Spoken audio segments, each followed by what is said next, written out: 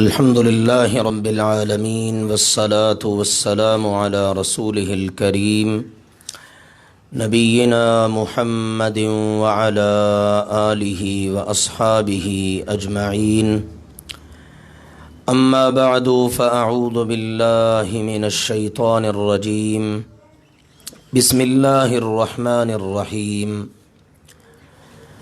اليوم أكملت لكم دينكم وأتممت عليكم نعمتي ورضيت لكم الإسلام دينا. وقال تعالى يا أيها الذين آمنوا أطيعوا الله وأطيعوا الرسول وأولي الأمر منكم فإن تنازعتم في شيء فردوه إلى الله والرسول إن كنتم تؤمنون بالله واليوم الآخر ذلك خير وأحسن تأويلا. وقال رسول الله صلى الله عليه وسلم فإنه من يعش منكم بعدي فسيرى اختلافا كثيرا فعليكم بسنتي وسنة الخلفاء المهديين الراشدين تمسكوا عليها وعضوا عليها بالنواجذ وإياكم ومحدثات الأمور فإن كل محدثة بدعة وكل بدعة ضلالة او کما قال علیہ الصلاۃ والسلام. قرآن پاک میں سورۃ المائدہ میں اللہ سبحانہ و تعالی کا فرمان ہے الیوم اکملت لکم دینکم، آج میں نے تم پر تمہارے دین کو مکمل کر دیا. واتممت علیکم نعمتی، اور تم پر اپنی نعمت کو تمام کر دیا. وَرَضِيتُ لَكُمُ الْإِسْلَامَ دِينًا، اور تمہارے لیے اسلام کو بطور دین پسند کر لیا. سورۃ النساء میں اللہ سبحانہ و تعالی کا فرمان ہے یا ایھا الذین آمنوا اطیعوا اللہ واطیعوا الرسول وَأُولِي الْأَمْرِ مِنْكُمْ، اے ایمان والو اللہ کی بات مانو اور اللہ کے رسول صلی اللہ علیہ وسلم کی بات مانو، اور تم میں سے جو ذمہ دار ہوں حاکم وقت ہوں ان کی بھی. فَإِن تَنَازَعْتُمْ فِي شَيْءٍ، پھر اگر کسی بھی چیز میں تمہارا تنازع ہو جائے فردوہ الی اللہ والرسول ان کنتم تؤمنون باللہ والیوم الآخر، اگر تم اللہ پر اور یوم آخرت پر ایمان رکھتے ہو تو اس کے فیصلے کے لیے اس کو اللہ اور اس کے رسول کی طرف لوٹا دو. ذالک خیر واحسن تأویلا، یہ بہتر بھی ہے اور انجام کے لحاظ سے بہت اچھا بھی ہے. رسول اللہ صلی اللہ علیہ وآلہ وسلم نے ارشاد فرمایا فَإِنَّهُ مَنْ يَعِشْ مِنْكُمْ بَعْدِي، پس یقیناً تم میں سے میرے بعد جو زندہ رہے گا فَسَيَرَى اخْتِلَافًا كَثِيرًا، تو اسے بہت زیادہ اختلاف دیکھنے کو ملے گا. تو تم نے کیا کرنا ہے؟ فَعَلَيْكُمْ بِسُنَّتِي وَسُنَّتِ الْخُلَفَاءِ الْمَهْدِيِّينَ الرَّاشِدِينَ، تو تم نے میری سنت کو لازم پکڑنا ہے اور میرے ہدایت یافتہ اور ہدایت کی طرف رہنمائی کرنے والے خلفاء کی سنت اور طریقے کو لازم پکڑنا ہے. تمسکوا بہا، اس کو مضبوطی سے پکڑ لینا.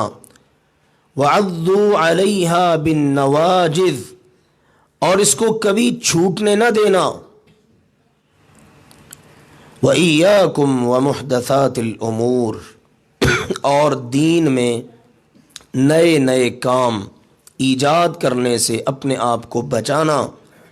فَإِنَّ كُلَّ مُحْدَثَةٍ بِدْعَةٍ کیونکہ دین میں ہر نیا کام بدعت ہے.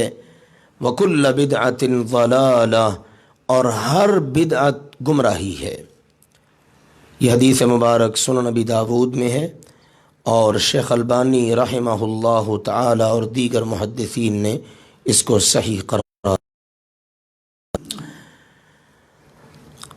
میرے انتہائی محترم و مکرم حاضرین مجلس، میرے پیارے بھائیوں اور محترم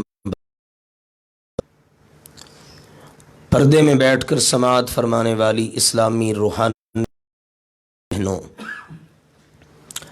سب سے پہلے تو میں یہ عرض کروں کہ ہمارا ایک ٹاپک اور موضوع چل رہا تھا وراثت کے عنوان سے. تو گزشتہ درس کے بعد یہیں پر بیٹھے ہوئے کچھ غور و خوض ہوا، تو آج کی نشست کے لیے اس تسلسل کو ہم نے ذرا منقطع کرتے ہوئے ایک موضوع اس کا انتخاب کیا تاکہ اس ماہ رواں میں اور موجودہ ایام میں جہاں کے مسلمان بہت سارے کام کر رہے ہیں، ہمیں کچھ شرعی رہنمائی مل جائے کہ ہمارے کرنے والے کام کیا ہیں. تو اس لیے ہم نے موضوع رکھا میلاد النبی، یعنی نبی کریم صلی اللہ علیہ وآلہ وسلم کی ولادت، اس کی شرعی حیثیت کیا ہے اور آپ کی بعثت کے تقاضے کیا ہیں. تو انشاءاللہ العزیز اس پر آج اللہ کے فضل و کرم سے ہم بات کریں گے. اور حسب سابق آخر میں آپ سب کو موقع بھی دیا جائے گا کہ آپ کے ذہن میں اگر کوئی سوال ہو تو آپ بلا تکلف بلا جھجک کریں. اللہ کے فضل و کرم سے ہم نے کلمہ پڑھا کہ جس کو پڑھنے کے بعد ہم اسلام میں داخل ہوئے. کوئی بھی شخص کلمہ پڑھے تو اس کو اس بات کا اقرار کرنا پڑتا ہے، اشہد ان لا الہ الا اللہ وحدہ لا شریک لہ واشہد ان محمدا عبدہ ورسولہ. میں گواہی دیتا ہوں کہ اللہ کے علاوہ کوئی معبود نہیں، وہ اکیلا ہے، اس کا کوئی شریک نہیں، اور میں گواہی دیتا ہوں کہ محمد مصطفیٰ صلی اللہ علیہ وآلہ وسلم اللہ کے بندے اور اس کے رسول ہیں. گویا کہ ہم نے محمد صلی اللہ علیہ وسلم کو محمد الرسول اللہ کہا تو ہم مسلمان ہوئے. ہم اگر یہ کہیں اشہد ان محمدن ابن عبداللہ یا ابن آمینہ، ہم کہیں محمد صلی اللہ علیہ وسلم عبداللہ کے بیٹے ہیں، میں یہ گواہی دیتا ہوں، یا کہیں سیدہ آمینہ کے فرزند ہیں، میں گواہی دیتا ہوں، کیا یہ کلمہ پڑھ کر کوئی شخص مسلمان ہو سکتا ہے؟ یقیناً نہیں ہو سکتا، کیونکہ جب تک ہم رسالت اور بعثت، نبوت، اس کی گواہی نہیں دیں گے، محمد مصطفیٰ صلی اللہ علیہ وآلہ وسلم کے لیے ہم مسلمان نہیں ہو سکتے. تو اس لیے ہمیں اولین نمبر پر اس بات کی خوشی ہونی چاہیے کہ ہم نے رسول اللہ صلی اللہ علیہ وآلہ وسلم کی رسالت اور نبوت کی خوشی کرنی ہے. آپ علیہ الصلاۃ والسلام کی ولادت تو اس سے 40 سال پہلے کی ہے، 40 سال نبوت سے پہلے والی زندگی، یہ تو وہ دورانیہ ہیں، اور وہ دورانیہ امت کے لیے نمونہ نہیں، کیونکہ لقد کان لکم فی رسول اللہ اسوۃ حسنہ، امت کے لیے نمونہ اللہ کے رسول ہیں، محمد بن عبداللہ نہیں۔ یہ قابل غور باتیں ہیں۔ وما ارسلناک الا رحمتا للعالمین، یہ جتنی بھی آیات آپ پڑھ لیں ان سب میں آپ کو رسالت ملے گی، نبوت ملے گی، بعثت ملے گی۔ تو یہ اس بات کی نشاندہی کر رہی ہیں کہ ہم نے نبوت کے بعد والی، رسالت کے بعد والی جو آپ کی تقریباً 23 سالہ زندگی ہے، ہمارے لیے وہ ہے، پہلے والی زندگی نہیں۔ پہلے والی زندگی میں تو آپ محمد بن عبداللہ معروف تھے، لیکن جب آپ نے کہا صفا پہاڑی پہ کھڑے ہو کر تمام مکہ والوں کو جمع کر کے انا النذیر العریان، آج کے بعد میں تمہیں علی الاعلان ڈرانے والا ہوں، میں اعلان کر رہا ہوں کہ میں خبردار کرنے والا ہوں، تو اس وقت سے آپ علیہ الصلاۃ والسلام کی نبوت، رسالت، بعثت کا سلسلہ شروع ہوا۔ اس وقت سے ہماری خوشیاں، ہماری غمیاں، ہماری زندگی کا ایک ایک معاملہ آپ سے جڑ گیا۔ اس سے پہلے بہت سارے لوگوں کے معاملات آپ سے جڑے ہوئے تھے، وہ آپ علیہ الصلاۃ والسلام کی خوشی بھی بہت کر رہے تھے، وہ آپ علیہ الصلاۃ والسلام کو فیصل مانتے تھے۔ آپ دیکھیے نا، جس وقت حجر اسود کو نصب کرنے کا موقع آیا، مکہ والوں نے اس کو تعمیر کیا، بیت اللہ کو، حجر اسود کو نصب کرنا تھا، مسئلہ حل نہیں ہو رہا، تو کس نے مسئلہ حل کیا تھا؟ محمد بن عبداللہ نے، محمد بن عبداللہ نے۔ جب آپ علیہ الصلاۃ والسلام آئے تو انہوں نے کہا محمد صلی اللہ علیہ وسلم آ گئے، ابھی آپ اللہ کے رسول نہیں ہیں، ابھی آپ نے یہ اعلان صفا پہاڑی والا نہیں کیا۔ تو آپ دیکھیے مسئلہ انہوں نے حل کروایا آپ سے، تو اتنا ادب اور احترام۔ لیکن کیا ہوا کہ جس وقت آپ نے صفا پہاڑی پہ اعلان کیا تو وہ یکدم بدل گئے۔ وہ آپ کا چچا کہ جس کے گھر کی اور آپ کی دیوار سانجھی تھی، درمیان میں صرف ایک دیوار ہے، وہ اکیلا ہی نہیں، اس کا پورا گھرانہ آپ کا دشمن بن گیا۔ کون تھا وہ؟ ابو لہب، بیوی اس کی ام جمیل، اب یکسر بدل گئے، اتنا بدلے کہ ام جمیل وہ لکڑیاں کانٹے دار اکٹھی کر کے لے آتی اور اللہ کے نبی کریم صلی اللہ علیہ وسلم کے گھر سے نکلنے سے پہلے ہی آپ کی دہلیز پر بچھا دیتی، نکلیں گے تو قدموں میں کانٹے چبھیں گے۔ ابو لہب نے اپنے بیٹوں کو بلایا کہ جن کے نکاح ہمارے پیارے نبی کی بیٹیوں کے ساتھ ہو چکے تھے، کہنے لگا راضی تب ہوں گا جب تم محمد کی بیٹیوں کو طلاق دے کے فارغ کرو، ابھی رخصتی نہیں ہوئی۔ تو انہوں نے طلاق دے دی۔ ابو لہب کہنے لگا تبا لک یا محمد، صفا پہاڑی پہ آپ کہہ رہے ہیں میں تمہیں ڈرا رہا ہوں، میں تمہیں کو اس پہاڑی کے پیچھے سے کوئی لشکر حملہ آور تم پہ ہونے والا ہے، مانو گے؟ جی مانیں گے۔ آپ نے کہا پھر یہ بھی مان لو، قولوا لا الہ الا اللہ، میرا یہ پیغام بھی مان لو۔ ایک آواز وہاں پر گونجی اور وہ آپ کے چچا ابو لہب کی تھی، کہنے لگا تبت یدا ابی لہب وتب، ابو لہب کہنے لگا تب لک یا محمد، اے محمد معاذ اللہ تو تباہ ہو جائے۔ اللہ نے فوراً اس کے جواب میں سورت اتاری، میرا مصطفیٰ تباہ نہیں، تبت یدا ابی لہب وتب، ابو لہب تیرے دونوں ہاتھ ٹوٹ جائیں جن ہاتھوں کے ساتھ تو نے میرے نبی کی طرف اشارہ کر کے بد دعا دی ہے، اور تو خود بھی تباہ و برباد ہو جائے۔ اور آگے چل کے کیا وَامْرَأَتُهُ حَمَّالَةَ الْحَطَبِ، یہ اس کی بیوی جو کانٹے دار جھاڑیاں اٹھا اٹھا کے لاتی ہے بدبخت، یہ بھی تباہ و برباد ہو جائے۔ یہ وہ پورا گھرانہ تھا۔ کون؟ ابو لہب۔ جب اس کو اس کی لونڈی نے آ کے خوشخبری دی کہ تیرے بھائی کے دنیا سے چلے جانے کے بعد اللہ نے اس کے گھر میں رونق لگا دی ہے، خوبصورت بچہ عطا کیا ہے، سیدہ آمنہ کے ہاں بیٹے کی ولادت ہوئی ہے، تجھے اللہ نے بھتیجا عطا کیا ہے، تو اس نے اس لونڈی کو خوشی میں آزاد کر دیا۔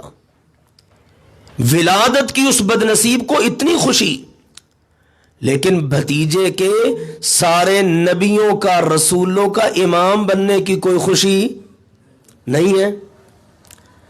وہی بھتیجا جس کے بچپنا، جس کا لڑکپن، جس کی جوانی، جس کی اب بڑھاپے کی دہلیز پہ قدم رکھتی ہوئی عمر کا ایک ایک حصہ اس کے سامنے ہے، اس بھتیجے کا یہ اعلان برداشت نہیں ہوا۔ اس کا مطلب ہے اس کو بعثت کی خوشی نہیں ہوئی، اس کو ولادت کی خوشی ہوئی ہے۔ بعثت کی خوشی اس کو ہوئی کہ جب آپ معراج کے سفر پہ گئے تو آپ واپس آئے، آپ نے کہا مجھے اللہ نے سیر کروائی ہے مکہ سے بیت المقدس، بیت المقدس سے ساتوں آسمانوں کے بھی اوپر تک۔ مکہ کے اندر ایک عجیب قسم کی فضا بن گئی، ہر کسی کا رخ اب ابو بکر کی طرف ہے رضی اللہ تعالی عنہ۔ ابو بکر یہ ماننے میں آتا ہے ایسا ہو سکتا ہے؟ کہا ہو تو نہیں سکتا، لیکن یہ تو بتاؤ کہنے والا کون ہے؟ انہوں نے کہا وہی تیرا ساتھی محمد۔ فرمانے لگے بات سمجھ میں آئے نہ آئے، عقل مانے نہ مانے، اگر محمد صلی اللہ علیہ وسلم نے کہہ دیا ہے تو ابو بکر کے لیے ممکن ہی نہیں ہے کہ انکار کر جائے۔ ابو بکر تو اس کی تصدیق کرتا ہے۔ تو اللہ کے نبی صلی اللہ علیہ وسلم نے کہا تھا پہلے تو العتیق من النار ہے نا، جہنم کی آگ سے آزاد ہے ابو بکر، اب آج کے بعد ابو بکر الصدیق ہے، والذی جاء بالصدق وصدق بہ، سچی خبر لے کے آنے والے محمد مصطفیٰ صلی اللہ علیہ وسلم اور ان کی تصدیق کرنے والے ابو بکر رضی اللہ تعالی عنہ۔ ابو بکر رضی اللہ تعالی عنہ کے بارے میں آپ کو نہیں ملے گا، اللہ کے نبی صلی اللہ علیہ وسلم سے تھوڑا ہی عمر کا سال کا شاید فرق تھا، لیکن انہوں نے کبھی بھی ولادت کے حوالے سے اس چیز کو کبھی ڈسکس ہی نہیں کیا۔ تو میرے پیارے بھائیوں، یہ بات ہمارے لیے ابتدا میں بالکل واضح ہو جانی چاہیے۔ ایک ہے اللہ کے نبی صلی اللہ علیہ وسلم کی ولادت کی خوشی اور ایک ہے بعثت کی خوشی۔ آپ کے دنیا میں آنے کی خوشی ہے، ضرور ہے، کس کو نہیں، لیکن آپ کی بعثت، نبوت، رسالت کی خوشی ایک مسلمان کو سب سے زیادہ ہے، کیونکہ اللہ نے جس کو اپنا رسول نبی بنا دیا نا، اللہ نے اس کو ہمارے لیے اپنی رحمت بنا دیا ہے۔ وَمَا أَرْسَلْنَاكَ إِلَّا رَحْمَةً لِّلْعَالَمِينَ، اور یہ اصل رحمت ہے آپ کی نبوت اور رسالت۔ اب چونکہ ہمارا موضوع نہیں ہے، ورنہ میں اس کے حوالے سے بتاتا آپ کو کہ نبوت اور رسالت کتنی بڑی رحمت قرآن میں اللہ نے ذکر کیا ہے۔ ہم ذرا اس بات پر آگے چلتے ہیں۔ اب اللہ کے نبی علیہ الصلاۃ والسلام، آپ نے اپنی زندگی گزاری، آپ کے بعد آپ علیہ الصلاۃ والسلام کے خلفاء کا بڑا مبارک دور، آپ نے کہا خیر القرون قرنی، سارے زمانوں میں سے بہترین زمانہ میرا ہے، پھر میرے زمانے کے بعد میرے صحابہ کا، صحابہ کے بعد تابعین کا، یہ تین ادوار بڑے ہی مبارک۔ اب ان تین ادوار کے اندر بھی آپ کو نبی علیہ الصلاۃ والسلام کی ولادت کے بارے میں کوئی بات نہیں ملے گی۔ میلاد، ولادت کی جگہ کے لیے یا ولادت کے وقت کے لیے لفظ بولا جاتا ہے، ٹھیک ہے نا، اور ہمارے ہاں یہ 12 ربیع الاول کی مناسبت سے یہ لفظ استعمال ہوتا ہے۔ انگلش میں اس کے لیے ہوتا ہے برتھ ڈے، میلاد، برتھ ڈے، اور ہماری اردو زبان میں سالگرہ۔ تو یہ کلمات استعمال ہوتے ہیں۔ میلاد کا لفظ عربی زبان کا لفظ ہے، ولادت سے ہے۔ سب سے پہلی بات تو یہ ہے، اس کا مطلب ہے جس وقت ہم نے ولادت اور میلاد یہ کلمات استعمال کیے تو ہمارے سامنے یہ تصور واضح ہو گیا کہ رسول اللہ صلی اللہ علیہ وآلہ وسلم باقاعدہ پیدا ہوئے ہیں۔ آپ کی والدہ محترمہ سیدہ آمنہ ہیں، آپ کے والد سیدنا عبداللہ ہیں، آپ بنو ہاشم کے چشم و چراغ ہیں، قریش کے آپ ایک عظیم المرتبت فرد ہیں، اور آپ علیہ الصلاۃ والسلام کا پورا سلسلہ نسب ہے۔ اور یہ کن میں ہوتا ہے؟ یہ انسانوں میں ہوتا ہے، یہ فرشتوں میں نہیں، یہ اللہ کے نور میں نہیں، کیونکہ اللہ کا نور تو ازل سے ہے، ابد تک رہے گا۔ انت الاول فلیس قبلک شیء وَأَنْتَ الْآخِرُ فَلَيْسَ بَعْدَكَ شَيْءٌ. اللہ کی صفات عالیہ، اللہ کا وجود، اللہ کی ہر چیز اول ہے، اس سے پہلے کچھ نہیں، آخر ہوگا اس کے بعد کچھ نہیں. تو اس کا مطلب ہے کہ رسول اللہ صلی اللہ علیہ وسلم کو ہم نے جب یہ ولادت اور میلاد کے الفاظ استعمال کر لیے تو ہم نے تسلیم کر لیا نا کہ آپ اللہ کے رسول ہیں، اور ہیں بھی بشر، انسان، مرد، اور قرآن یہی گواہی دیتا ہے. آپ کو کسی نوری کا کوئی میلاد یا برتھ ڈے یا کوئی تاریخ ولادت اس کے بارے میں کچھ بھی نہیں پتا. تو رسول اللہ صلی اللہ علیہ وسلم کے بارے میں پہلا عقیدہ تو یہ واضح ہو گیا، آپ اللہ کے بندے ہیں، آپ انسان ہیں، آپ بشر ہیں. سورہ یونس کی پہلی آیت کے مطابق اکان للناس عجبا ان اوحینا الی رجل، آپ ایک مرد ہیں، انسان ہیں. اور یہ مسلمان کے عقیدے میں بات شامل ہونی چاہیے. میں اپنے ان پیارے بھائیوں کو ایک محبت بھری دعوت دینا چاہتا ہوں جو میلاد بھی مناتے ہیں اور ساتھ میں کہتے بھی ہیں کہ آپ تو ہیں ہی نور من نور اللہ. یا نور من نور اللہ کہنا چھوڑ دینا چاہیے یا آپ کا میلاد منانا چھوڑ دینا چاہیے، کیونکہ یہ دونوں چیزیں آپس میں مماثلت نہیں رکھتی. اگر ہم نے کہا آپ اللہ کے نور میں سے نور ہیں، پھر نور کی ولادت کا کیا تصور؟ کہیں اس کی بنیاد پر ہم اللہ کی شان میں گستاخی تو نہیں کر رہے؟ اللہ کے رسول کی شان میں کہیں گستاخی تو نہیں ہو رہی؟ کہیں عقیدت میں، محبت میں ہم اللہ اور اس کے رسول کی کوئی ایسی ناراضگی مول نہ لے لیں کہ جس کا بوجھ ہم پھر قیامت کے دن نہ اٹھا سکیں. تو آئیے یہ عقیدے کی اہمیت کی حامل بات، اس کے بعد ذرا غور کیجئے. آپ علیہ الصلاۃ والسلام کی ولادت، آپ نے 23 سالہ نبوت والی زندگی گزاری. آپ کی ایک ایک ادا محفوظ ہے، ایک ایک ادا. آپ علیہ الصلاۃ والسلام نے خود فرمایا، لوگو ما ترکت شیئا یقربکم الی اللہ ویبعدکم عن النار الا وقد امرتکم بہ. میں نے کوئی چیز ایسی چھوڑی ہی نہیں جو تمہیں اللہ کے قریب کر دے، جہنم کی آگ سے دور کر دے، مگر تمہیں بتا کر میں نے اس کو کرنے کا تمہیں حکم دے دیا ہے. وما ترکت شیئا یقربکم الی النار ویبعدکم عن اللہ الا وقد نہیتکم عنہ. اور کوئی چیز ایسی نہیں چھوڑی جو تمہیں جہنم کی آگ کے قریب کر دے اور اللہ سے دور کر دے، مگر وہ تمہیں بتا کر میں نے اس سے تمہیں منع کر دیا ہے. یعنی شیء کا لفظ استعمال کیا، کوئی چیز. دوسری حدیث میں آپ علیہ الصلاۃ والسلام کا فرمان ہے، آپ نے کہا ما بقی شیء یقرب من الجنہ ویباعد من النار الا وقد بین لکم. کوئی بھی چیز باقی نہیں رہی جو جنت میں لے جانے والی ہے، جہنم سے دور کرنے والی ہے، یا جہنم میں لے جانے والی، جنت سے دور کرنے والی، لیکن سب بیان کر دیا گیا، ہر چیز واضح کر دی گئی. اب آپ سوچئے اتنا بڑا عمل ہو، اتنا بڑا عمل کہ ساری عیدیں اس پر قربان ہو، میلاد، اور اللہ کے نبی کریم صلی اللہ علیہ وسلم کی احادیث، کتب احادیث، صحاح ستہ لے لیجئے، امام احمد کی مسند احمد لے لیجئے، امام مالک کی موطا امام مالک لے لیجئے، امام شافعی کی مسند لے لیجئے، دیگر کتب، اسی طرح امام محمد وغیرہ کی موطا امام محمد لے لیجئے جو امام ابو حنیفہ رحمہ اللہ تعالیٰ کی شاگرد رشید ہیں، دیگر فقہا کی کتب. آپ کو ان تمام کتابوں میں 2 عیدوں کا تذکرہ ضرور ملے گا، ایک ہے عید الاضحیٰ، دوسری ہے عید الفطر، لیکن آپ کو کسی بھی کتاب میں عید میلاد النبی کا تذکرہ نہیں ملے گا. نہ صحابہ کرام نے اس کو اختیار کیا، نہ تابعین نے، نہ تبع تابعین نے، نہ دیگر ائمہ محدثین نے، نہ فقہا نے، حتیٰ کہ اول کتابیں تو اول نہیں، بعد والی کسی کتاب میں بھی آپ کو اس کا کوئی تذکرہ نہیں ملے گا. آپ کو جہاں ملے گا کتاب العیدین، 2 عیدوں کا ذکر، 2 عیدوں کی کتاب، 2 عیدوں کا بیان، تمام کی تمام کتابوں میں.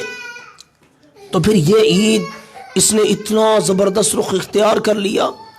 میں کہتا ہوں چلے ماضی قریب میں آپ تھوڑا پیچھے چلے جائیے، چند سال، یہ ہمارے بزرگ تشریف فرمائے سفید داڑیوں والے، یہ بخوبی جانتے ہیں ہم نے بھی اپنے بچپن میں سن رکھا تھا، کہا کرتے تھے 12 وفات ہے۔ 12 کیا ہے؟ وفات۔ امام احمد رضا خان صاحب نے بھی اپنے فتاوی کے اندر باقاعدہ اس چیز کو ذکر کیا کہ 12 ربیع الاول ولادت کا نہیں، وفات کا دن ہے۔ تو پھر یہ کیا بنا، یہ کیا سلسلہ شروع ہوا؟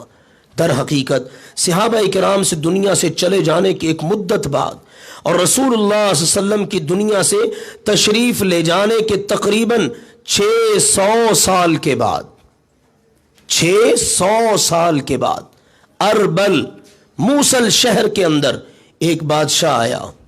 اس بادشاہ کا نام تھا ابو سعید کوکبوری، الملک المعظم کے نام سے وہ مشہور تھا، اور اس نے اس انداز میں اپنی کنیت ابو سعید رکھی ہوئی تھی، لیکن ملک المعظم لوگ اس کو کہا کرتے تھے، بہت بڑا بادشاہ ہے۔ تو اس شخص نے، اس کی وفات ہے 630 ہجری میں، اس نے باقاعدہ طور پر رسول اللہ صلی اللہ علیہ وسلم کی ولادت کے حوالے سے محفل کا اور مجلس کا انعقاد کیا۔ سب سے پہلے اس نے انعقاد کیا، اور مولانا رشید احمد گنگوہی اپنے فتاوی رشیدیہ میں صفحہ نمبر 132 پر ذکر کرتے ہیں، فرماتے ہیں اہل تاریخ نے صراحت کی ہے، اہل تاریخ نے، محدثین نے نہیں، فقہا نے نہیں، ائمہ دین نے نہیں، کوئی اللہ کے نبی کی حدیث نہیں ہے، صحابہ کرام کا بیان نہیں ہے، اہل تاریخ مورخین نے اس بات کی وضاحت اور صراحت کی ہے کہ یہ جو بادشاہ ہے الملک المعظم کے نام سے مشہور تھا، اربل شہر موصل میں یہ بادشاہ بھانڈوں اور گانے والوں کو جمع کرتا، اور سفر کے آغاز سے ہی، ماہ سفر، سفر کے بعد ربیع الاول، ماہ سفر کے آغاز سے ہی باقاعدہ کھلی جگہ پر 12 بڑے بڑے قبے لگوا دیتا، بڑے بڑے خیمے، اور پھر اس کے لیے پورا ایک انتظام ہوتا، ہر قبے میں الگ الگ ٹیم ہوتی، گانے والوں کی، رقص کرنے والوں کی، ناچنے والوں کی، اور فرماتے ہیں گانے کے آلات سے پھر یہ گانے سنتا، پھر صرف گانے سنتا ہی نہیں، خود بھی ناچتا تھا، اور ایسے شخص کے فسق اور گمراہی میں کوئی شک نہیں ہے کہ اس جیسے کے فعل کو کسی طرح سے بھی جائز قرار دیا جائے اور اس کی بات پر اعتماد کیا جا سکے۔ پھر بہرحال انہوں نے اس کی تفصیلات آگے ذکر کی ہیں۔ اچھا، ہمیشہ کردار ادا کیا ہے بعض، اللہ معاف فرمائے، پیٹ کے پجاری مولویوں نے۔ اس کو بھی ایسا ہی ایک مولوی مل گیا، اس آدمی نے اس کے باقاعدہ جواز کے فتوے دیے اور ایک کتاب باقاعدہ لکھ ڈالی۔ اس شخص کا نام تھا ابو الخطاب عمر بن حسن، معروف تھا وہ ابن وحیہ کلبی یا ابن دہیہ کلبی کے نام سے۔ امام ابن حجر رحمہ اللہ تعالی اس کے بارے میں فرماتے ہیں، امام ابن نجار کہتے ہیں کہ میں نے تمام لوگوں کو اس ابو الخطاب عمر کے جھوٹ اور ضعیف ہونے پر متفق پایا ہے۔ تمام محدثین کہتے ہیں یہ شخص جھوٹا تھا کہ جس نے اس بادشاہ کو باقاعدہ عید میلاد یا میلاد النبی کے اس فنکشن کے حوالے سے جواز کا فتویٰ دیا۔ اسی طرح سے لسان المیزان میں امام صاحب فرماتے ہیں وہ ائمہ دین اور سلف صالحین کی شان میں گستاخی کرتا، سلف صالحین اور ائمہ دین کی شان میں یہ ابو الخطاب عمر گستاخیاں کیا کرتا تھا۔ ہم ذرا غور کریں، آج بھی اللہ تعالیٰ معاف فرمائے، ایسے لوگ جو اس قسم کے کام کرتے ہیں ان کی زبان کا استعمال ہم دیکھ سکتے ہیں کس قسم کا ہوتا ہے۔ ائمہ دین کے بارے میں، صحابہ کرام کے بارے میں، دیگر فقہاء اعظام کے بارے میں کس قسم کی گفتگو اور بات ہوتی ہے، اور کہتے ہیں خبیث زبان والا تھا، بڑا احمق اور متکبر تھا، اور دین کے کاموں میں بڑا۔ پھر اس نے یہ کیا کہ جواز کا صرف فتویٰ ہی نہیں دیا بلکہ اس کے متعلقہ ادھر ادھر سے کچھ مواد اکٹھا کیا اور ایک کتاب التنویر فی مولد السراج المنیر کے نام سے اس نے لکھ ڈالی، اور بادشاہ نے بے تحاشا پیسہ خرچ کیا، پیسہ صرف کیا، اور اس کتاب کو چھپوایا اور اس کو عام کیا۔ آپ اندازہ کر لیجئے، قرآن پاک پر اتنی محنت نہیں، احادیث رسول پر اتنی محنت نہیں، ائمہ دین کے کاموں اور محنتوں پر اتنی محنت نہیں، اس قسم کی چیزوں پر کس قدر پیسہ خرچ ہے، اور عیاش قسم کا یہ بادشاہ اور یہ متکبر قسم کا یہ مولوی اور مفتی، انہوں نے مل ملا کر یہ سارے کا سارا کام اس کو رواج دیا، اور رواج بھی کب دیا؟ اللہ کے نبی کریم صلی اللہ علیہ وسلم کے دنیا سے تشریف لے جانے کے 600 سال کے بعد۔ صحابہ کرام دنیا سے جا چکے ہیں، تابعین بھی، تبع تابعین بھی، ائمہ دین بھی، محدثین بھی، اور یہ بدبخت آدمی ابو الخطاب عمر یہ ان کے بارے میں گندی زبان استعمال کرتا، ان کو برا کہتا، جو سلف صالحین گزر گئے۔ تو یہ ہے اس عید میلاد النبی کے موجد کا مختصراً تذکرہ، یہاں سے اس کا آغاز ہوا ہے، یہ ہے اس کی کیفیت۔ اب یہیں سے ہم اندازہ کر لیں کہ اس کی شرعی حیثیت کیا ہو سکتی ہے، شریعت کے اندر اس کو کیا اہمیت حاصل ہو سکتی ہے۔ رسول اللہ صلی اللہ علیہ وسلم تو فرما دیں، میں نے کوئی چیز ایسی چھوڑی نہیں ہے جو دین کے اندر ہو، دین کے اندر ہو اور پھر میں نے تمہیں بتائی نہ ہو، ایسی کوئی بات نہیں ہے۔ میں نے کوئی چیز ایسی چھوڑی نہیں جو تمہیں اللہ کے قریب کر سکتی ہو، جہنم سے دور کر سکتی ہو۔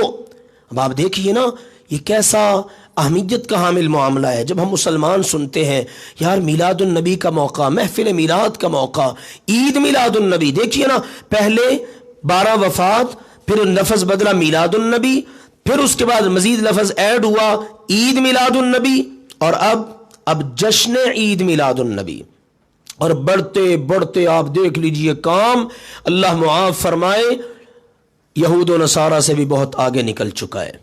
شاید اتنی گستاخیاں یہود و نصارہ اپنے پیغمبروں کی نہ کرتے ہوں جتنی آج ہمارے معاشرے میں اپنے مقدسات کی اور خود اپنے پیغمبر کی بے حرمتی پائی جاتی ہو۔ کیا آپ یہ دلدوز مناظر نہیں دیکھتے؟ ہمارا تو سچی بات ہے، دیکھ کر سینہ پھٹتا ہے، دل پھٹتا ہے کہ یہ ہو کیا رہا ہے۔ تشبیہیں بنائی جاتی ہیں کس کی؟ بیت اللہ کی۔ تشبیہیں بنائی جاتی ہیں کس کی؟ مسجد نبوی کی، روضہ رسول کی، گنبد خضرا کی۔ کیک بنائے جاتے ہیں، ان پر باقاعدہ ان کی تصاویر۔ اب تو اتنی خوفناک صورتحال ہے، کیک بنایا جاتا ہے اور اوپر نام لکھا جاتا ہے ہمارے پیارے نبی کا، محمد صلی اللہ علیہ وسلم، اور اسی کیک کو پتہ نہیں کس دل سے اور کس ہاتھ سے یہ مسلمان محمد کے نام کو کاٹ کے رکھ دیتا ہے، اور یہ جشن منایا جا رہا ہے، یہ سالگرہ منائی جا رہی ہے اپنے رسول کی، یہ برتھ ڈے منایا جا رہا ہے۔ انا للہ و انا الیہ راجعون۔ تصور تو کیجئے، بندہ سوچتے ہی کانپ اٹھتا ہے کہ مسلمان یہ کس راہ پہ چل پڑے ہیں۔ اسی لیے سیدنا حذیفہ رضی اللہ تعالیٰ نے ایک بڑی خوبصورت بات کہا کرتے تھے، فرمایا کرتے تھے کل عبادت لم يتعبدها اصحاب رسول اللہ صلی اللہ علیہ وسلم فلا تعبدوها۔ ہر وہ عبادت جس کو اللہ کے رسول کے صحابہ نے نہیں کیا نا، اس کو نہ کرو۔ دیکھیے اس میں گناہ بخشے جائیں، اس میں جنت ملے، اس کی اہمیت اتنی زیادہ کہ ساری عیدیں اس پر قربان ہو، سوائے ابلیس کے سبھی خوشیاں منا رہے ہوں۔ یہ کیا کچھ ہمیں سننے کو ملتا ہے بھئی، اتنی اس کی اہمیت ہو اور اللہ کے نبی سے رہ جائے، صحابہ کرام سے رہ جائے، یہ چیز ائمہ دین سے یہ بات رہ جائے۔ سیدنا عبداللہ بن مسعود رضی اللہ تعالیٰ فرمایا کرتے تھے اتبعوا ولا تبتدعوا، اللہ کے بندوں اپنے آپ کو اتباع میں لاؤ، بدعتوں پر نہ چلاؤ۔ اتبعوا، کتنا خوبصورت فرمان ہے، اتباع کرو، لا تبتدعوا، بدعتیں ایجاد نہ کرو، فقد کفیتم، تمہاری نجات کے لیے بہت کافی ہے، یہ کافی ہے تمہارے لیے، بس اتباع کرنی ہم نے تو اپنے رسول پاک کو دیکھنا ہے، ہم نے بدعتیں ایجاد نہیں کرنی۔ اور بدعت ہوتی ہے ہمیشہ اچھا کام سمجھ کریں، یہ یاد رکھیے میرے پیارے بھائیوں، محترم بزرگوں، کبھی بھی بدعت کسی کام کو برا سمجھ کر اختیار نہیں کی گئی، برا سمجھتا ہے بندہ تو بندہ کہتا ہے میں اس کو اختیار کیوں کروں. بدعت ہمیشہ بنتی کسی کام کو اچھا سمجھ کر ہے. ہم کہیں عید کے موقع پر نہ اذان ہے نہ اقامت، لیکن ہم نے تو اللہ کا ذکر کرنا ہے، ہم تو اذان دیں گے. بھئی اللہ کا ذکر یہ اس میں کیا حرج ہے؟ تو بتائیے وہ کیا بنے گی؟ بدعت بنے گی. حالانکہ بھئی میں نے تو اللہ کا نام ہی لینا، اللہ اکبر، یہ کوئی گناہ کا کام ہے؟ میں نے اللہ کے نبی کی نبوت اور رسالت کی گواہی دینی ہے نا اذان دے کر.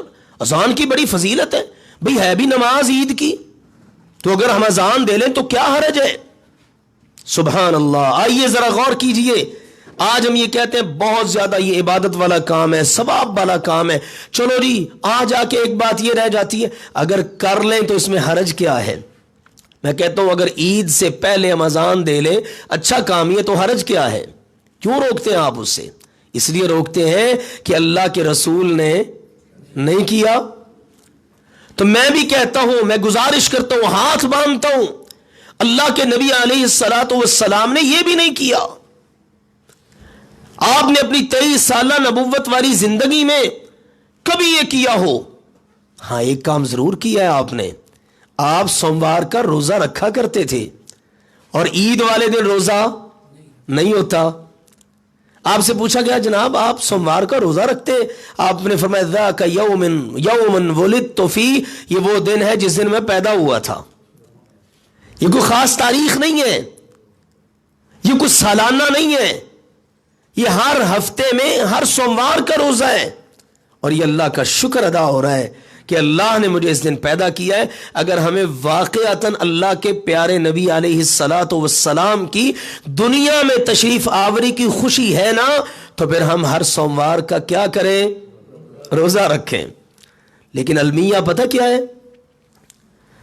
ہماری حالت پتہ کیا ہے؟ ہم نے 5 وقت کی نماز نہیں پڑھنی، ہم نے حق والوں کو حق نہیں دینا، ہم نے رمضان کے روزے نہیں رکھنے، ہم نے جو چوری چکاری 2 نمبری دھوکہ بازی فراڈ وہ سب کرنا ہے. اور پھر ہم نے عید میلاد کے جلوس اور محفل کی ہم نے جناب قیادت بھی کرنی ہے. یعنی وہ جو اللہ کے نبی نے دیا وہ نہیں کرنا، اور جو نہیں دیا نہ کیا وہ بڑھ چڑھ کے کرنا ہے. اس بات کو کاش آج مسلمان سمجھ لیں. تو سیدنا عبداللہ بن مسعود رضی اللہ تعالی عنہ فرماتے اللہ کے بندو اتباع کرو، بدعتوں میں نہ پڑو، بہت کافی ہے تمہارے لیے. علیکم بالامر العتیق، کبھی نہ کہنا دور جدید ہے، جدید دور کے جدید تقاضے ہیں، محبت رسول کے رنگ ہیں، دنیا کو دکھانا ہے بتانا ہے. نہیں، فرماتے جو پرانے والا معاملہ اللہ کے نبی سے چلا آ رہا ہے نا بس اسی پر رہو. الامر العتیق، پرانے والا معاملہ جو اللہ کے نبی سے چلا آ رہا ہے، صحابہ کرام نے اختیار کیا ہے، بس اس کے مطابق چلتے چلے جاؤ. یہ ہے صحابہ کرام رضوان اللہ علیہم اجمعین کی تربیت. اور خود رسول اللہ صلی اللہ علیہ وسلم نے فرمایا دیکھو بھئی میرے بعد بہت زیادہ اختلاف دیکھو گے، جو بھی میں نے سنن نبی داؤد کی حدیث شروع میں آپ کے سامنے پڑھی ہے. پھر اللہ کے نبی جی کیا کریں؟ آپ نے فرمایا میری اور میرے ہدایت یافتہ خلفاء کی سنت پہ چلنا.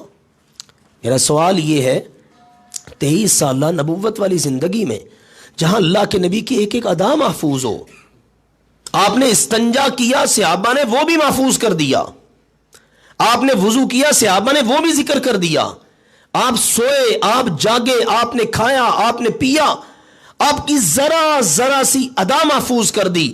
اور اس قدر محفوظ کی اللہ صحابہ کرام کو امت کی طرف سے بہترین جزا دے. آج ہمارے پیارے نبی کی سیرت ہمارے سامنے موجود ہے، جب ہم اس کا مطالعہ کرتے ہیں ایسے ہی لگتا ہے جیسے ہم اپنے نبی کو دیکھ رہے ہیں. یہ صحابہ کرام کے ذریعے ممکن ہوا. تو صحابہ کرام جہاں یہ سارا کچھ محفوظ کریں، وہاں ایک سالانہ اتنا بڑا فنکشن ہو اور وہ رہ جائے، اس کا تذکرہ تک نہ ہو. چلیے آگے چلتے ہیں. ایمانداری سے بتائیے ساری امت میں سب سے بڑا محب رسول کون ہے؟ میں عاشق رسول نہیں کہوں گا کیونکہ ہمارے ہاں عشق اس کو اچھا سمجھا ہی نہیں جاتا، مقدس رشتوں کے لیے عشق استعمال ہی نہیں ہوتا. آپ بھی کبھی استعمال نہ کریں. ماں کا بیٹے کا رشتہ کتنا مقدس ہے. میں اگر کہوں مجھے اپنی ماں سے عشق ہے، آپ میں سے کوئی کہے ہم کہنا گوارا نہیں کرتے. بہن، بیٹی، والدین، والد، بھائی، یہ بڑے مقدس رشتے ہیں، اور اللہ کے نبی کا رشتہ تو سب سے زیادہ مقدس ہے. ہم اللہ کے نبی کے عاشق نہیں ہیں، عاشقی اور معشوقی کے چکروں میں پڑنے والے ہم لوگ نہیں ہیں، کیونکہ بازاری لفظ ہے، یہ بازاری لفظ ہے، یہ اچھا لفظ نہیں ہے. اسی لیے قرآن نے بے انتہا محبت کے لیے بھی کلمہ استعمال کیا تو احبا کا کیا ہے، سپرلیٹو ڈگری. احبا اکبر، سب سے بڑا، احبا سب سے زیادہ محبت کس سے؟ اللہ تعالی سے، اور اللہ کے بعد اللہ کے رسول سے. جہاں اس سے بھی زیادہ ذکر ہوا وہاں کیا کہا؟ والذین آمنوا اشد حبا للہ. واہ میرے اللہ، تیری قدرتیں ہیں، تیرے انداز ہیں. اللہ نے کہا ایمان والا اللہ تعالی سے محبت میں سب سے زیادہ شدید ہوتا ہے. قرآن سے سیکھیے ادب، اللہ کے رسول کا ادب. احب الیکم من اللہ ورسولہ، اللہ کے نبی فرمائے من احب سنتی فقد احبنی، مجھ سے محبت کرو. محبت رسول ایمان ہے. تو ساری امت میں سب سے زیادہ اللہ کے رسول سے محبت کرنے والے کون ہیں؟ سیدنا ابو بکر صدیق رضی اللہ تعالیٰ عنہ. سب کچھ نچھاور کر دیا. ادھر ابو لہب ہے، سارا گھرانہ دشمن ہے. واہ ابو بکر رضی اللہ، آپ کی قسمت کے کیا کہنے، سارا گھرانہ ہی اللہ کے نبی کی محبت میں رنگا ہوا ہے. ہجرت میں نظارہ کر لینا، بیٹیاں بھی خدمت میں لگی ہوئی ہیں، باپ ساتھ ہے، بیٹا جناب وہ پہنچ رہا ہے دن بھر کی خبریں لے کر، رات کو ریکی کر کے ہر بات پہنچا رہا ہے. غلام ابو بکر کا رات کے وقت بکریاں لے کر غار میں پہنچتا ہے. آپ دن بھر کے بھوکے ہیں، ان بکریوں کا تازہ دودھ نوش فرما لیجئے. ادھر سارا گھرانہ خدمت میں لگا ہوا ہے، ادھر سارا گھرانہ عداوت میں ہے. آج مسلمان کی بدقسمتی ہے، وہ میلاد کے جشن کے لیے بطور دلیل ابو لہب کو پیش کر رہا ہے، ابو بکر کا نام نہیں لیتا. کتنا بڑا المیہ ہے. سب سے بڑا محب اس امت کے اندر وہ ابو بکر ہے رضی اللہ تعالی عنہ. خلافت ملی، اب تو حکمرانی تھی پاس، اب تو سب کچھ پاس ہے، لیکن آپ کو نہیں ملے گا کہ ابو بکر رضی اللہ تعالیٰ عنہ نے مدینہ منورہ میں یہ ایسا کام کیا ہو. سیدنا عمر رضی اللہ عنہ جیسا محب، بلکہ محبت کی بعض اداؤں میں بعض مواقع پر ابو بکر سے بھی آگے نظر آتے ہیں. کوئی اگر کھڑا ہو جاتا گستاخی کے لیے، ابو بکر رضی اللہ تعالیٰ عنہ ذرا تھوڑے سے نا نرم طبیعت والے تھے. آپ نے فرما رکھا ارحم امتی، میری امت میں سب سے زیادہ رحم دل ابو بکر ہے. لیکن عمر رضی اللہ تعالیٰ عنہ حدیبیہ کے موقع پر بھی وہ جو آیا تھا سفیر، اس نے آپ کی داڑھی مبارک کی طرف ہاتھ کیا نا، تو عمر رضی اللہ عنہ اس کا ہاتھ جھٹک دیا، تلوار کے دستے پہ ہاتھ پہنچ گیا. آپ نے کہا عمر رک جاؤ. کتنے مواقع پہ ایسا ہوتا. محبت رسول میں اتنا رنگا ہوا. ایک مرتبہ کہنے لگے اللہ کے نبی جی مجھے آپ سے سب سے زیادہ محبت ہے لیکن اپنی جان سے کم ہی ہے. آپ نے فرمایا ابو عمر بات نہیں بنتی، ایمان تو مکمل ہی تب ہوگا جب جان سے بھی بڑھ کر مجھ سے محبت کرو. کہا جی اس ذات کی قسم جس کے ہاتھ میں میری جان ہے، مجھے آپ سے اپنی جان سے بھی بڑھ کر محبت ہے. اور عمر رضی اللہ تعالی عنہ کے بارے میں کہا تھا میرے بعد اگر نبی ہوتا تو عمر ہوتا. عمر کو بھی خلافت ملی، 1 سال 2 سال نہیں، سال ہا سال. پھر عثمان رضی اللہ تعالی عنہ تو دوہرے داماد تھے. علی رضی اللہ تعالی عنہ کی تو بات ہی کیا ہے، دیگر. لیکن آپ کو کبھی نہیں ملے گا کہ انہوں نے کوئی 12 ربیع الاول کے موقع پر قومی چھٹی کی ہو، یا کوئی اس قسم کے کام کیے ہوں، یا اس قسم سے خوشیاں منائی ہوں. کیوں؟ اس لیے نہیں ملے گا کہ ان کی توجہ مکمل طور پر اللہ کے نبی کی دی ہوئی سنتوں پر عمل کی طرف تھی.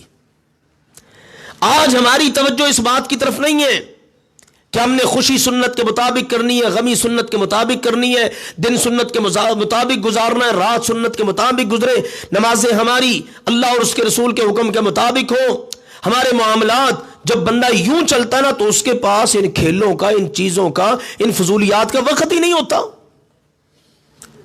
یہ سارے فضولیات والے کام کون کرتا ہے؟ فارغ بندہ. بھئی جو بندہ مصروف ہے اس کے پاس وقت ہی نہیں ہوتا. تو شریعت میں اللہ نے، رسول نے اتنا مصروف کر دیا ہے، ہمارے پاس ان چیزوں کا وقت ہی نہیں ہے. تو تو یہ صورتحال، اسی لیے امام مالک رحمہ اللہ تعالی بڑی خوبصورت بات کی ہے انہوں نے کہا دیکھو بھائی، من ابتدع فی الاسلام بدعتا، جو بندہ اسلام میں کوئی نئی چیز ایجاد کرے، اسلام میں کوئی نئی چیز ایجاد کرتا ہے، وَيَرَاهَا حَسَنَةً، اور اس کو اچھا سمجھتا ہے، کہتے ہیں نیکی تو ہے، ہم محبت رسول میں کر رہے ہیں، عشق رسول میں کر رہے ہیں، اگر ذکر خیر ہو جائے اس انداز میں تو کیا حرج ہے؟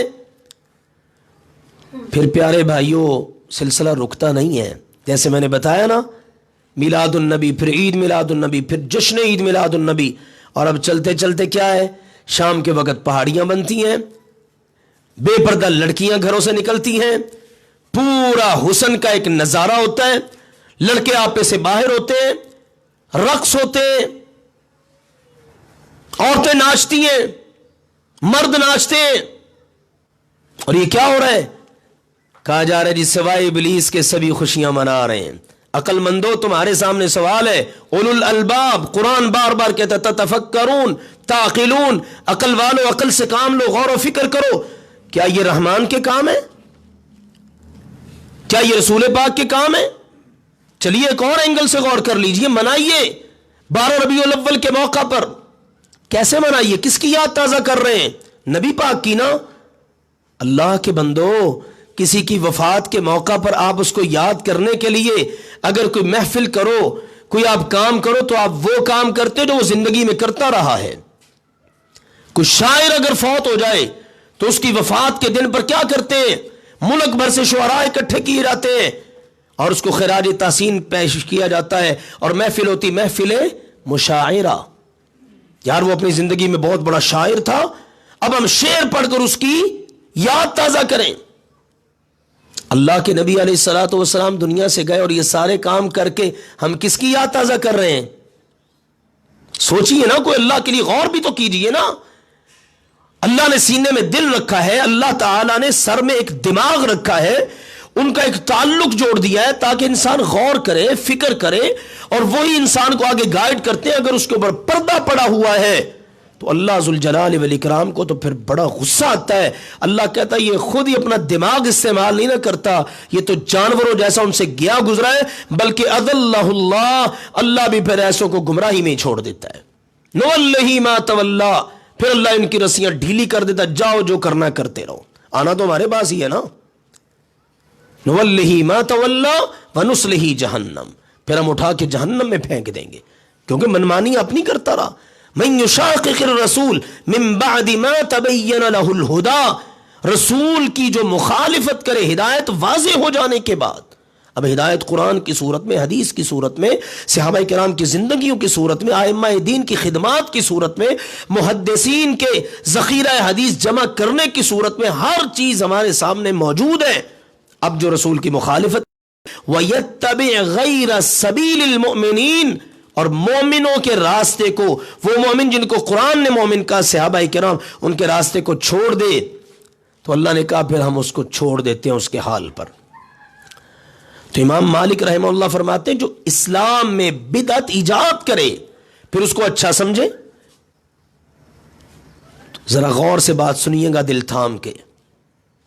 فقد زعم ان محمدا صلی اللہ علیہ وسلم خان الرسالہ، تو اس بد نصیب کا اپنے اس عمل سے، اپنی بدعت سے یہ دعویٰ ہے کہ محمد صلی اللہ علیہ وسلم نے رسالت پہنچانے میں معاذ اللہ خیانت کی ہے۔ کہتے اپنی طرف سے نہیں، اقرأوا قول اللہ تعالی، اللہ کا قرآن پڑھ لو، الیوم اکملت لکم دینکم، اللہ نے کہا میں نے تمہارے لیے تمہارا دین مکمل کر دیا۔ مکمل تو تبھی ہوگا نا جب اس میں نہ کوئی چیز ڈالنے کی گنجائش ہو، نہ نکالنے کی۔ اگر نکالنے کی ہو تب بھی مکمل نہیں، اگر ڈالنے کی ہو تب بھی مکمل نہیں۔ وَأَتْمَمْتُ عَلَيْكُمْ نِعْمَتِي، میں نے تمہارے لیے اپنی نعمت کو پورا کر دیا۔ وَرَضِيتُ لَكُمُ الْإِسْلَامَ دِينًا، اور تمہارے لیے اسلام کو بطور دین پسند کر لیا۔ ذرا آ جائیے حجۃ الوداع، عرفات کے میدان میں اللہ کے نبی صلی اللہ علیہ وسلم 1 44,000 صحابہ، تقریباً 1.5 لاکھ صحابہ کے مجمع عام سے خطاب کر رہے ہیں اور پوچھ رہے ہیں الا بھئی غور کرو، توجہ کرو، خبردار میری سنو ذرا ایک بات، حل بلغت، میں نے پہنچا دیا اللہ کا پیغام؟ سبحان اللہ، وہ مقدس نفوس بولے، ان کی پاکیزہ زبانیں بولی، عرفات کا میدان گونجا، بلغتا وادیتا، جی جناب آپ نے پہنچا دیا، پہنچایا ہی نہیں، پہنچانے کا حق ادا کر دیا ہے۔ پھر آپ نے نگاہ مبارک آسمان کی طرف اٹھائیں اور اللہ کو کہا اللہم اشہد، اللہم اشہد، اے اللہ اب تو گواہ بن جا، یہ مقدس ترین جگہ روئے زمین کی جہاں تیرا قیامت کے دن عرش لگے گا، تو نے یہاں پر حساب کتاب کرنا ہے، یہاں میں اپنی زندگی کے ان آخری ایام میں ان 1.5 لاکھ لوگوں سے، مرد خواتین، یہ مقدس لوگ، ان سے گواہی لے رہا ہوں، اب یا اللہ تو بھی گواہ بن جا، میں نے تیرا دین تیرے بندوں تک پہنچا دیا ہے۔ اور میرے پیارے بھائیوں مسلمانوں، ہم کہاں کھڑے ہیں؟ امام مالک نے جھنجھوڑ کے رکھ دیا اور فرماتے لا يصلح آخر هذه الامہ الا بما صلح به اولها، اس امت کا آخر والا حصہ وہ کبھی درست ہو ہی نہیں سکتا، ہوگا تو اسی راہ پر چل کر جس راہ پہ چل کر اس امت کے پہلے حصے نے خیر پائی ہے۔ پہلا حصہ کون تھا؟ صحابہ کرام، تابعین، تبع تابعین، ائمہ دین، محدثین اعظام، جس راہ پہ چل کر وہ کامیاب ہوئے اسی راہ پہ چل کے ہم کامیاب ہو سکتے ہیں۔ اس لیے آخری جملہ فرماتے فما لم یکن یومئذ دینا لا یکون اليوم دینا، جو چیز اس وقت دین نہیں تھی وہ آج بھی دین نہیں بن سکتی۔ یہ ہے میرے پیارے بھائیوں سمجھنے والی بات، اور یہی ہمارے پیارے نبی کی بعثت کا تقاضا ہے۔ اللہ نے کیوں بھیجا رسول اللہ صلی اللہ علیہ وسلم کو؟ قرآن پڑھیے، سورۃ النساء پڑھیے، دیگر مقامات، وما ارسلنا من رسول الا لیطاع باذن اللہ، اللہ نے فرمایا ہم نے اپنے رسول کو بھیجا ہی صرف اس لیے ہے تاکہ وہ ہمارے پیغام ہمارے بندوں کو پہنچائیں، اور ہمارے بندے، ان کا کلمہ پڑھنے والے، ہمارے یعنی اللہ کے حکم کے مطابق اس رسول کی پیروی کریں، یطاع، اطاعت کریں، رسول نے جیسے کیا ویسے کریں۔ اور ہم تو غور کرتے ہیں بعض اوقات ایک ایک ادا اختیار کر کے صحابہ کرام کامیاب ہو گئے۔ ہم تو کہتے ہیں نا یہ بڑا مشکل ہے دین پر چلنا، نہیں میرے پیارے بھائیوں، آپ کسی ایک ادا کو اختیار کر لیجئے، انشاءاللہ حسن ظن اور پورے یقین کے ساتھ جب آپ کریں گے آپ کے لیے وہ ایک ادا ہی کافی ہو جائے گی۔ کتنے ایسے مواقع ہیں، اس صحابی کو ذہن میں لائیے، اللہ کے نبی سے ایک ہی فرمان سنا، اور فرمان سننے کے بعد آپ کے پاس آئے نا تو کہنے لگے دلنی علی عمل اذا عملته دخلت الجنہ، کوئی عمل بتا دیجئے کروں تو جنت میں چلا جاؤں۔ آپ نے فرمایا تعبد اللہ ولا تشرک به شیئا، اللہ کی عبادت کرنی ہے، اس کے ساتھ کسی کو شریک نہیں بنانا۔ ایک کام یہ، وتقیم الصلاۃ المکتوبہ، 5 وقت نماز فرض ہے وہ پڑھنی ہے، وتؤدی الزکاۃ المفروضہ، مال اللہ نے دے رکھا ہے، نصاب کو پہنچے تو فرض زکات دینی ہے، تصوم رمضان، رمضان آئے روزے رکھنے، تحج البیت ان استطاعت الیہ سبیلا، اللہ کے گھر تک پہنچنے کی طاقت ہو تو اس کا حج کرنا ہے۔ یہ 5 آپ نے چیزیں بتا دی۔ پوچھنے لگا جی اس کے مزید کچھ؟ فرمایا دیگر نوافل، باقی چیزیں۔ تو اس کے بعد کہنے لگا آپ سے ایک وعدہ کرتا ہوں، والذی نفسی بیدہ، اس ذات کی قسم جس کے ہاتھ میں میری جان ہے، لا ازید علی ھذا ولا انقص، آپ نے مجھے جو بتایا ہے نا میں اس میں نہ اضافہ کروں گا نہ کمی کروں گا، نہ اضافہ کروں گا زیادتی، نہ نقص کمی کروں گا، بس یہ اس نے کہا، یہ وعدہ کیا۔ یہ ہے کامل مکمل دین کو تسلیم کرنا، یہ ہے اللہ کے نبی پر اعتبار اور اعتماد کرنا، جو بتا دیا بس وہ کافی ہے۔ یہی تو سیدنا عبداللہ بن مسعود فرماتے ہیں جو بتا دیے گا اس پر چلتے رہو، یہی کافی ہے۔ تو اب فلما واللہ، اس آدمی نے اللہ کے نبی کریم صلی اللہ علیہ وسلم کی طرف اپنا رخ پھیرا، آپ سے اپنا چہرہ دوسری طرف کیا اور چل پڑا۔ صحابہ کرام کی مجلس لگی ہوئی ہے، آپ نے اپنے صحابہ سے پوچھا من سر ان ينظر الی رجل من اہل الجنہ، میرے صحابہ کسی کا دل چاہتا ہے ابھی کوئی جنتی بندہ دیکھنے کو؟ جی یا رسول اللہ بالکل۔ فرمایا فلینظر الی ھذا، اس کو دیکھ لو، یہ جا رہا ہے جنتی۔ کوئی لمبے چوڑے اس نے کام نہیں کیے، کوئی اپنے آپ کو مشقتوں میں نہیں ڈالا، نہیں کہا جی بڑا مشکل ہے دین پہ چلنا۔ اور اس صحابی کو بھی لائیے ذہن میں کہ جس نے کلمہ پڑھا، میدان جہاد میں پہنچا تھا، اللہ کے نبی میدان جہاد میں تھے کہ اللہ جی بتائیے پہلے اسلام قبول کروں کہ پہلے جہاد کروں؟ آپ نے فرمایا اسلم ثم قاتل، پہلے اسلام قبول کر پھر قتال کر۔ اس نے کلمہ پڑھا اور اللہ کی راہ میں جہاد کیا، شہید ہو گیا۔ آپ علیہ الصلوۃ والسلام نے فرمایا عمل قلیلا اجر کثیرا، عمل تو بڑا تھوڑا کیا ہے، اجر بہت پا گیا، یعنی اس کو موقع ہی نہیں مل سکا، کلمہ پڑھا بس، اس کے بعد نہ نماز کا موقع نہ دیگر کاموں کا موقع، جنت مل گئی۔ یہ ہے بعثت کا تقاضا۔ مسلم کھینچ یہ نقشہ جس میں یہ صفائی ہو، ادھر فرمان محمد ہو، ادھر گردن جھکائی ہو۔ اب یہاں پر یہ نہیں چلے گا میری مرضی، میرا جناب فلاں معاملہ ہے، میری فلاں مجبوری ہے، دیکھو نا جی دنیا کو بھی تو لے کے چلنا ہے نا، معاشرے میں بھی تو رہنا ہے نا، لوگ کیا کہیں گے، سوسائٹی کیا کہے گی، معاشرہ کیا کہے گا؟ نہیں، اللہ کے رسول کی رسالت کا، اللہ کے پیارے نبی کی نبوت کا، اس مبعوث کیے ہوئے پیغمبر کی بعثت کا سب سے بڑا تقاضا اور مین، اور اس کے اندر سارے تقاضے جمع ہو جاتے ہیں کہ اللہ کے نبی جو فرما دے بس اس کے مطابق زندگی گزارنی ہے، بس اسی اطاعت پہ رہنا ہے۔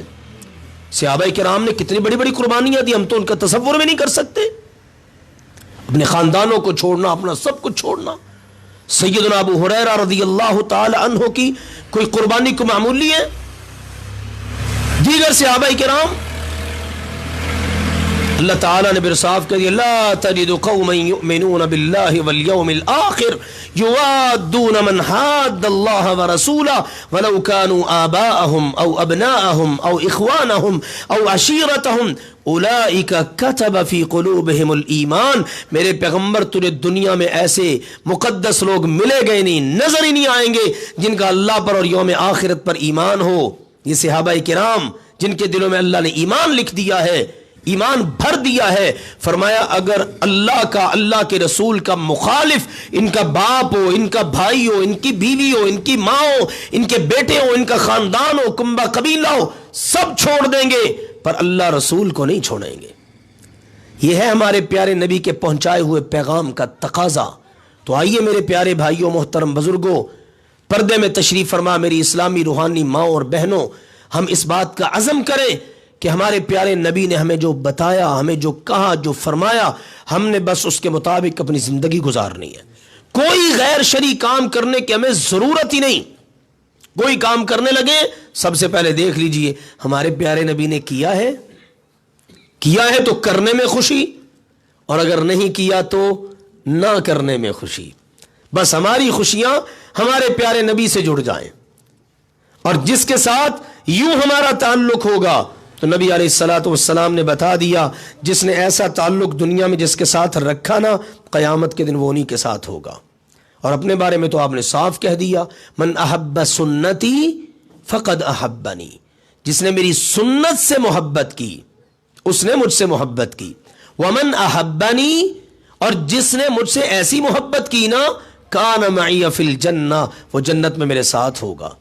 سیدنا صوبان رضی اللہ تعالیٰ عنہ ایک دن حاضر خدمت ہوئے اور کہنے لگے اللہ کے نبی جی مجھے آپ سے بڑی محبت ہے، بہت محبت ہے، اپنے بیوی بچوں میں ہوتا ہوں، اور دیگر بات صحابہ کے بارے میں بھی باتیں مروی ہیں۔ تو اللہ کے نبی جی خیال آتا ہے آج بیٹھے بیٹھے ذکرت موتی و موتک، آپ کی اور اپنی موت یاد آ گئی، آپ تو جنت میں جائیں گے، رفعت مع النبیین، نبیوں کے ساتھ بڑے اونچے مقام پہ ہوں گے، ہم جنت میں چلے بھی گئے تو پتہ نہیں کہاں ہوں گے۔ جیسے ہمیں بھی احساس ہوتا ہے، یہ احساس اچھا ہے اور ہمیشہ دعا کرنی چاہیے۔ اللہ کے نبی نے فرمایا نا جب اللہ سے دعا کرو جنت فردوس کی کرو، بلند ترین مقام ہے وہ۔ تو یہ جب اس محبت کا اظہار کیا نا تو آپ علیہ الصلوۃ والسلام نے بھی جواب نہیں دیا۔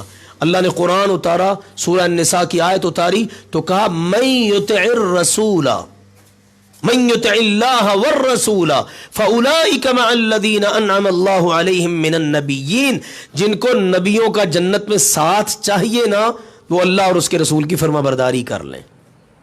اللہ نے یہ نہیں کہا جو رسول سے محبت کرتا ہے، اس لیے کہ محبت کا لازمی تقاضا کیا ہے؟ ان المحب لمن یحب لمطیع، محبت کرنے والے کو جس سے محبت ہوتی ہے اس کی بات بھی مانتا ہے۔ ہمیں اگر اپنے پیارے نبی سے محبت ہے تو ہمیں ان کی بات ماننی چاہیے نا، مانیں گے تو محبت ہوگی نا۔ اللہ کے نبی کہتے ہیں نماز پڑھو، ہم پڑھیں گے نا۔ اللہ کے نبی فرمائے مردوں کے ٹخنے ننگے ہونے چاہیے، کپڑا ٹخنوں سے اوپر رکھو، ہم کریں ہی نا۔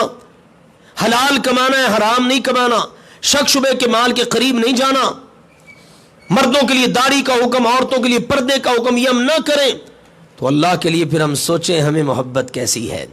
اللہ ذوالجلال والاکرام ہمیں اپنے پیارے نبی کریم صلی اللہ علیہ وآلہ وسلم کے ساتھ سچی، خالص اور معیاری محبت نصیب فرمائے، اور آپ کی سنتوں، آپ کی اداؤں سے محبت کرتے ہوئے ان کے مطابق زندگی گزارتے ہوئے اللہ ہمیں اپنی زندگی کے ایام گزارنے کی توفیق عطا فرمائے تاکہ ہم دنیا اور آخرت میں سرخرو ہوں۔